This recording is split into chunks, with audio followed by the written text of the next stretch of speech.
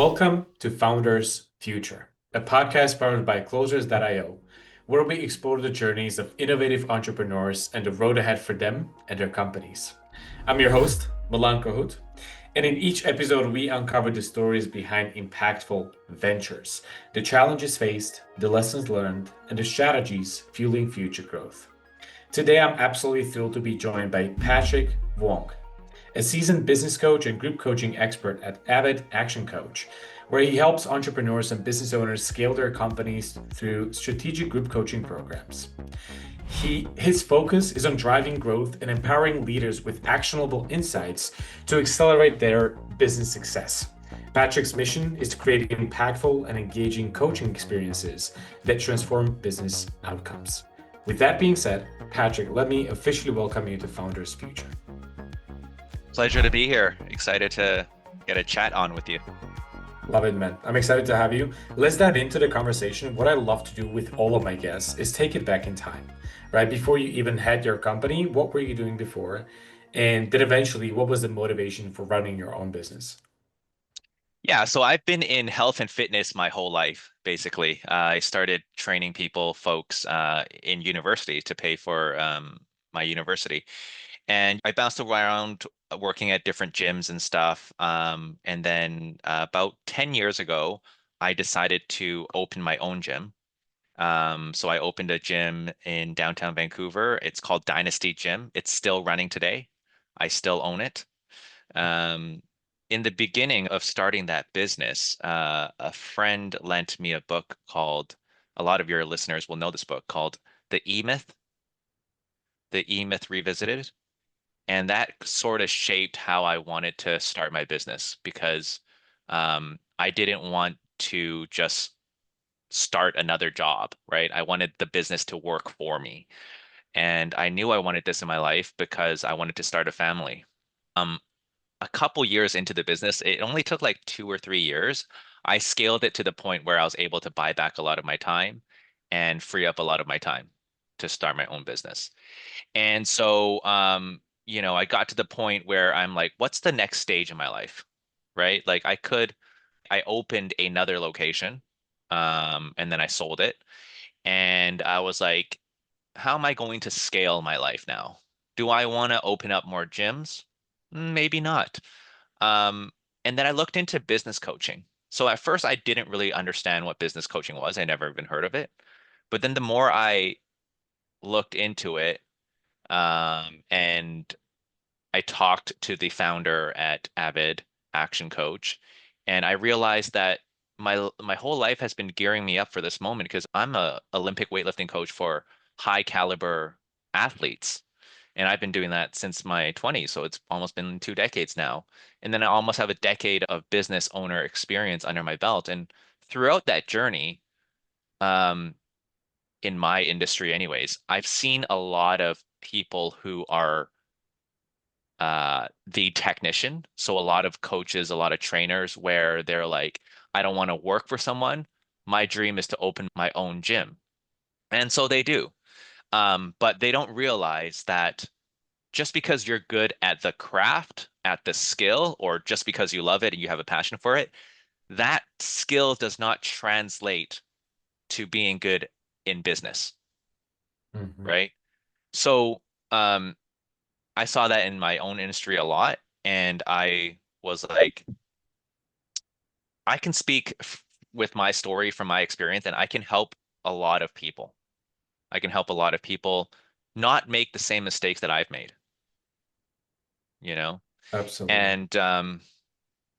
And so I started, I've only been coaching businesses not even a year yet, but I love it.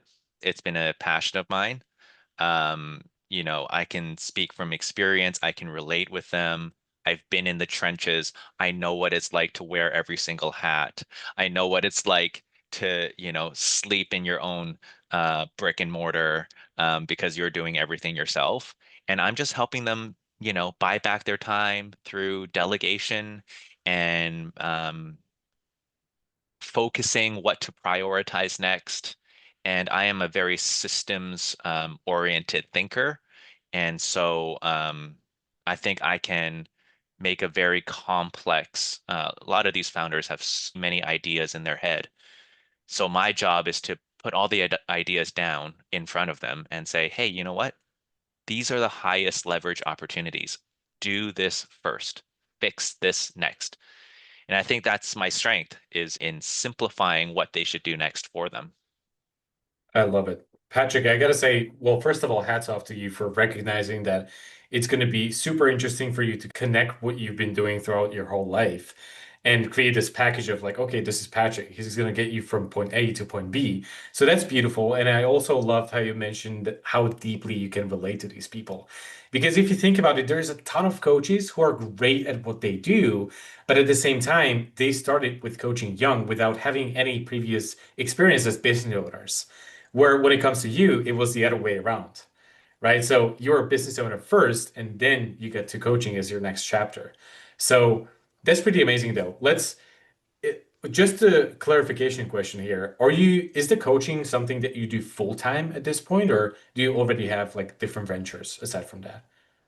It's what I currently do full time. Yeah, the gym that I have runs itself. And that's what I ultimately coach other businesses to do. I coach them to build your business so that it can grow profitably without you. Absolutely. Absolutely. So let's dive a little bit deeper into what the business looks like today. And more specifically, Patrick, what we're trying to do is really get a better understanding of who it is that you're looking to help in the first place. What is that core offer that you have in place for your clients and what the process and the journey looks like, right? So just go ahead and tell us exactly who do you help and then what do you help them with? Yeah. So I help businesses doing between 500,000 to 5 million primarily. Okay, I classify that as kind of small business, anywhere from a team of 2 to 10 is kind of the sweet spot. Now, I help businesses, bigger companies than that, and solopreneurs, but 90% of my clientele fall within that range. And what I do is simple. I don't coach everyone that I meet with. So the first step is always a meet and greet. We may meet up for coffee, we may meet up through Zoom, and we're just trying to get to know each other here, right? I'm trying to get to know you, you're trying to go to get to know me. I don't assume that I can help everyone. I don't assume that everyone will like me, right? And so there's sort of a feeling out process. And then there's a business diagnostic. Okay. So I really want to get to the root of what it is that they want, right? Some founders, entrepreneurs, not everyone wants to scale in terms of making more money, more revenue, more sales. Some people, they don't want burnout. They're working too much, 60 to 80 hours a week. They want to know how they can scale back their time, right? So once I get down to what it is that you actually want, then I can figure out a game plan on what we're going to do. And so the coaching relationship is really, I want this to be a long-term relationship. The difference between business consultants and business coaching is that the consultant doesn't stay. And so, Milan, if you had a business, right, my job is to stay with you until you get to the point where you can grow it. Because our underlying philosophy through all of this is that the business doesn't grow if the business owner does not grow, right? So it's a lot of personal development. What do you need to learn? What skills do you need to acquire? What mindset do you need to change about yourself, right? And as soon as you do all three things, then you're going to see your business thrive, to see your business flourish. And a lot of times when a business is getting stagnant or they do a myriad of different things, they're just changing things all the time, they're starting projects and not completing it, and they're wondering why they're hitting a plateau. The answer is usually stand in front of the mirror, right? So I just want to emphasize that as a coach, I'm here to teach you how to play the game long term, right? So what that core offer is, what that looks like is, well, first of all, we need to get down to what it is, where you want to go. Okay, we're going to sit in this car and drive together. Where's the destination? So that starts with an annual business alignment plan. We need to figure out where you want to take this and what it takes to get there. Like how much revenue you need, how many leads you need, how many customers you need. So that is all figured out in a day. We call that alignment day. And you have a clear idea of what you're going to do this next year, right? Then we break it down. We always do 90-day quarterly planning Mhm. because if you can achieve your small chunk goals, right, then you're going to achieve your bigger goals. A lot of people have these long-term goals. They know what they want in 5 years and 10 years, but they never get there because it comes down to if you can achieve your daily goals, like if you even have a daily list of what you're going to do tomorrow and just focus on that, and day in, Mhm. day out, you're achieving your daily goals, then I know that your monthly goals are going to be achieved, that your quarterly goals, your yearly goals, and then you'll get there by year 5, year 10. So I'm here to just, as a coach, distill that down to the micro, right, Yeah, of I what was you just need. about to say, like, it basically goes to the fundamental principles of coaching to just break it up, and Exactly. see, yeah, 100%. Exactly. Very interesting, though. I think that this question might not be that relevant, considering that you've only been really focusing on this full time for about a year now. But I was thinking of what do you think is going to be the average duration of a client really working with you closely?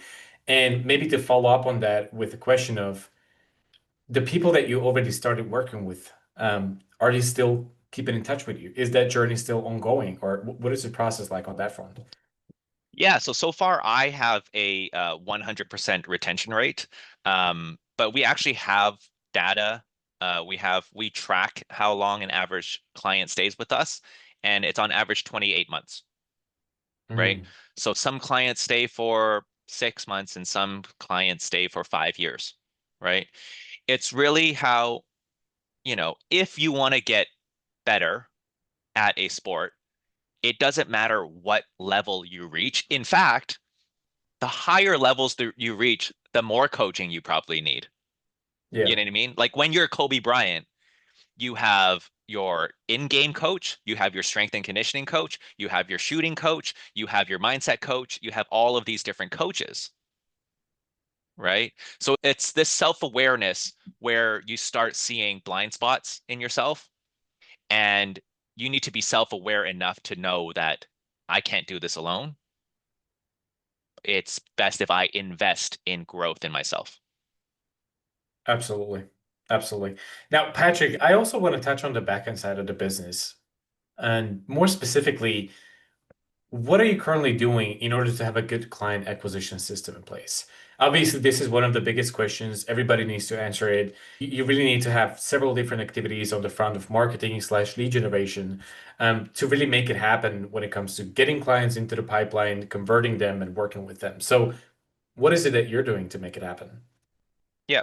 So kind of like you mentioned, you kind of need a lot of strategies for that top of the funnel. What we do is we do in-person seminars and we do webinars as well. We teach, there's a couple that we do the 6 ways to a better business and the 5 ways of profit, and we can host them in person or webinar form, and it's free. So people sign up for that. They get a taste of what we like. We show a little authority. We show a little social proof that we know what we're talking about. And then from there, they can go into a 2 week of free coaching trial process. And it's really just, we do a coaching session. You might go away with 2 to 3 things that you can implement right away. We meet up again in 3 to 4 days. We talk about it. And that's kind of like the coaching cadence, right? Other Mhm. things that we're doing in the funnel is we do LinkedIn outreach. We do email outreach where I will study a potential client that I want to work with. And it's not just a very cookie cutter email. It will be a blanketed, hey, this is what I've found out from you guys from just online, and these are the areas that I think that you can improve on, right? And when you have a more strategic, direct approach like that, our our conversion rate to the next step jumped up like 10x. I believe Okay. that. The more personalization and customization you can provide, the better the result is. So 100%. w- there's just so much noise out there. Like people are being bombarded these days with people trying to sell them things all the time, and you can't even control it, right? If you're on Facebook, whatever, the algorithm is trying to control you, right? So then how are people going to filter through the noise? Immediately, their guards are up. Immediately, they're saying, okay, someone's just trying to, how are you different from the next person, right? And Yeah. if you can sort of disarm them and kind of cut through all the noise, then you're going to stand out from the crowd. Yeah, 100%, man. Now, talking about social media, I'm also curious. Obviously, everything that you've mentioned, well, first of all, that's a lot of activities, but I feel like the more you can do, the better. But everything you mentioned is on the organic side of things, right? And typically, what we see is that there is a lot of frustration when it comes to the organic, specifically about the inconsistency of such sources, right? Because compared to paid advertisement, it's definitely less stable. So I guess my question is, what is your perspective? Have you already dabbled into paid ads to see what kind of potential it can bring to your project? Tell us about that. You want to get my thoughts on paid ads, not Hmm. organic content? Hmm. Yeah, so you're right. So again, with paid ads, it's you're going to get in front of a lot more people because you're basically paying to to get your ad in front of more eyeballs. Um, and it is a lot more stable. I do believe in it, but the number one thing is, again, it's execution, right? So if, and I'm a strategy coach, right? So if you're going to pay for a billboard and all your billboard says it's, hey, this is my company, here's my number, call me, and have a funny slogan, you got to remember your customer only cares about what's in it for them. They don't care about you. So the more you can tell them about the benefits and advantages and what's in it for the more you can use you and not me, I, we, the better your conversion rate is going to be. So when we're talking about paid ads, it's all good and dandy. That's not the most important question. The most important question is what's the strategy behind it? What are you going to put on this paid ad? It's not does paid ad work or not work. And you can say the same thing with organic content. It's not if it works or if it doesn't work or which one's better. They both work, but are you communicating to your potential client what's in it for them? Yeah. And the, and Patrick, the I'm sorry, go ahead. and the more clear you can communicate that, the more success you're going to have. Yeah, I couldn't agree more. I had a similar conversation a couple days ago, and this is literally what I said. Like, basically, if you're trying to speak to everybody, you're not talking to anybody, right? So it's always going to come down to the offer and the messaging behind it to really speak Yeah. to the right target audience. Without it, it doesn't really matter what you're doing, whether that's a webinar, whether it's a lead magnet, whether it's an ad, it's just not going to work. So 100%. Yeah, great perspective on that. Now, obviously, I mentioned several times that what you do right now is several different activities on the front of marketing and also sales. So my question is, have you already built your internal team for marketing and sales, or is that a part of your strategy in the future? Tell us about that. Yeah, we have. So we have someone that does outreach for us and someone that does marketing and someone that does the follow-up in terms of the sales process. So we build a whole pipeline with automations. And when someone enters our pipeline, we know at which stage, what message we should be sending out on what medium. And quite frankly, if you're in any business, you need these systems and structures in place just to simplify your life. If you're just doing everything off the top of your head, like, oh yeah, I got to follow up with this guy, or like you don't even have a follow-up system, um, then you're not going to be really successful, right? And then we even have a team that takes care of the onboarding. So as soon as someone signs on, here's your welcome package. This is what to expect. So at every stage, marketing, sales, delivery, and fulfillment, um, we have that set up for sure. I love it. I love it. Now, Patrick, thinking about the future, obviously you're building the teams, you're building the strategy, you're building the systems. When you think about growing and scaling even further in the future, what would you say out of everything could become potentially the biggest challenge to make it happen? Um, my head was kind of going in two different directions as you were asking that question. A was, I take Gary Vee's approach when it comes to scaling, which is you got to post. If you're not posting, you're invisible. So basically, the more activities that you could be doing, the better it is, right? Um, but then I also had another thought where you're kind of asking what's the next unlock or what's the biggest bottleneck. And it all comes down to people. At the end of the day, the question is who. It's not what, it's not who, how, it's who. Can you find the right people? Um, Not only can you find the right people, but can you build them, right? Can you develop them? And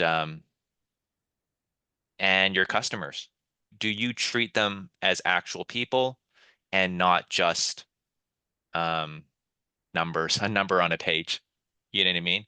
And if you can do those two things well, um, you're going to be golden. Yeah. Yeah, I was just about to say, I hope that people were listening right now because you just dropped some golden nuggets here. But yeah, definitely, 100%. And I also have to agree with the content. You know, in today's day and age, if you're not doing that, nah, it's not going to work well for you. So, Patrick, listen, it's very exciting. I love the journey. Obviously, you're doing something right, so I'm going to be the biggest fan. And I just want to say thank you for taking the time today, sharing the story with me and the listeners. And if anybody from the audience wanted to reach out, get in touch, maybe even work with you, what is the best way to go about that? Yeah, they can find me on Instagram, re real Patrick Vuong. Okay. So real Patrick, V as in Victor, Uong is my handle. They can find me at avidactioncoach.com, and they can email me, my first and last name, Patrick, Vuong, at avidactioncoach.com. Love it. Thank you for that. Now, to our listeners, if today's conversation inspired you as well, make sure to subscribe to Founders Future on your favorite platform. And also, if you're a business owner, more specifically a coach, consultant, or you own an agency, and you're trying to scale your business and really enhance both your sales and marketing efforts, also visit closers.io, get in touch with our team, and discover how exactly we scaled our company from zero to over 30 million per year in less than 3 years. Until then, keep on crushing it, and I'll see you on the next one.